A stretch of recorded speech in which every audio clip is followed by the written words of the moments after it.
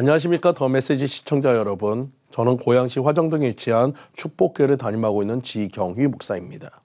오늘 본문의 말씀인 이사야 35장 8절 말씀, 거기에 대로가 있어 그 길을 거룩한 길이야 일컫는 바 되리니 깨끗하지 못한 자는 지나가지 못하겠고 오직 구속함을 입은 자들을 위하여 있게 될 것이라. 우매한 행위는 그 길로 다니지 못할 것이며 라고 했습니다. 이 오늘 본문의 말씀을 중심으로 내 사막이 대로가 되리라 라는 제목으로 함께 은혜를 나누고자 합니다. 하나님이 약속하신 두 번째 축복은 대로의 약속이었습니다. 이사야는 이렇게 말하고 있습니다. 거기 대로가 있어 그 길을 거룩한 길이라 일컫는 바 되리니. 하나님께서 함께 하시니까 사막이 옥토가 되고 옥토가 되어 사람들이 많이 살다 보니 그곳에 대로가 뚫렸습니다. 대로라는 말은 듣기만 하여도 시원합니다. 오솔길이 아닙니다. 논뚝길도 아닙니다. 큰 길입니다. 대로입니다. 사막에 하나님이 물을 주시니까 기적이 일어났다는 것입니다. 사막과 같은 내 생활에 하나님이 은총의 물을 주시도록 기도하여야 한다는 것입니다. 내가 스스로 잘난 척하고 교만하면 안 된다는 사실을 기억하시기 바랍니다. 다 하나님이 하신 일인 것입니다. 중국 전국시대 초나라 선왕이 신하들에게 물었습니다. 북방에 있는 나라들이 나를 두려워하겠지? 모두가 그렇다고 대답할 때 강의한 신하가 이렇게 말했습니다. 그렇지 않습니다. 적들은 왕을 무서워하는 것이 아니라 우리 군사들을 무서워하고 있습니다. 이렇게 바른 말을 하면서 이런 이야기를 했습니다. 호랑이가 여우를 잡아먹으려고 하자 여우가 호랑이에게 이렇게 말했습니다. 하나님은 나를 왕으로 세우셨는데 나를 잡아먹는 것은 하나님의 뜻을 어기는 것이오. 많이 의심스러우면 나를 따라와 보시오. 그래서 호랑이가 여우를 따라갔습니다. 짐승들이 모두 앞에서 도망치기 시작했습니다. 호랑이는 정말 여우가 왕인 줄 알고 도망쳤습니다. 사실은 호랑이 자기를 보고 도망치는 것이었는데도 착각했다는 것입니다. 왕은 착각하고 있습니다.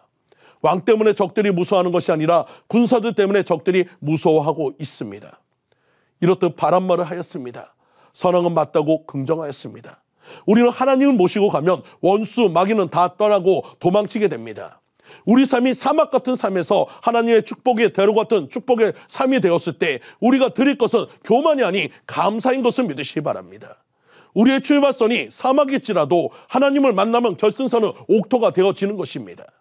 아브라함이 선택한 황무지가 옥토가 되었듯이 이삭이 가뭄을 만났지만 하나님께 기도함으로 그 아래서 100배의 축복을 받는 거부가 되었듯이 여러분의 삶도 축복의 대로가 열릴 것을 믿으시는 여러분들 모두 되시기를 간절히 축원드립니다. 토기장이가 흙으로 어떠한 토기를 구성하듯이 이는 절대적으로 토기장의 마음인 것입니다. 하나님은 하나님의 구상에 맞지 않는 토기가 나올 때에는 역경과 시련, 병과 고통, 자녀를 통하여 남편이나 아내를 통하여 이웃사람을 통하여 계속 깨뜨리셔서 하나님의 구상에 맞는 토기가 나오기까지 깨뜨리시는 토기장이십니다. 그러나 우리에게 소망이 있는 것은 하나님이 쓰시려고 작정한 사람은 영원히 버려지지 않는다는 사실입니다. 미국에 가면 1,400개의 점포를 가진 도미노 피자가 있습니다. 이것을 만든 사람은 탐이라는 고아였습니다. 그는 미시간주 잭슨에 있는 성 요셉 고아원에서 자랐습니다. 그는 조금 자라 양부모 밑에서 자랐습니다. 중학교에 갔으나 문제아로 찍혀 퇴학을 맞아야 했습니다. 여러 번 사고를 일으켰기 때문입니다. 그는 결국 그 고아원에서도 내쫓길 때 그를 사랑으로 돌봐주었던 수녀가 하나님은 너를 절대로 버리지 않으신단다. 큰 별을 따도록 하여라고 했습니다. 그는 먹고 살기 위하여 피자 가게에 취직했습니다. 그리고 열심히 일했습니다. 피자 한 개를 12초에 반죽하는 솜씨를 보였습니다. 나중에 따로 피자집을 낸 것이 성공하여 1,400개의 점포를 갖게 된 것입니다. 그는 늘 기자들 앞에서 이렇게 말했습니다. 그대의 생애를 하나님께 맡기고 한번 크게 승부를 걸라. 하나님은 깨어진 토기를 가지고 새로운 구상을 하시는 분이신 것을 믿으시기 바랍니다. 위대한 업적을 남긴 사람들은 대부분 역경을 극복한 스토리가 있습니다. 발명한 에디슨은 어렸을 때부터 귀머거리가 되었지만 30살에 죽은 길을 발명했습니다. 실락원을 쓴 밀턴은 심각한 시각장애인이었지만 시력을 모두 잃은 상태에서 5년 동안 땀 흘려 명작을 남겼습니다. 무디는 초등학교 졸업이 학력의 전부였지만 세계적인 전도자로 이름을 날렸습니다. 신대륙을 발견한 콜럼버스는 섬유공장의 직물공이었습니다. 셰익스피어는 산에서 나무를 하다가 파는 나무꾼의 아들이었습니다. 그는 너무 가난해 책을 살 여유도 없었습니다. 그래서 젊은 시절의 셰익스피어는 런던 극장 앞에서 말을 지켰습니다. 배우들을 보면서 꿈을 키웠고 위대한 작가가 되었습니다. 백과정의 왕이었던 워너 메이커는 가난한 벽돌공의 아들이었습니다. 이렇듯 젊은 시절의 고난은 인생의 소중한 자산이 되는 것입니다. 그러나 역경을 탓하고 그것에 굴복하는 사람은 평생 비극적인 삶을 살 수밖에 없습니다.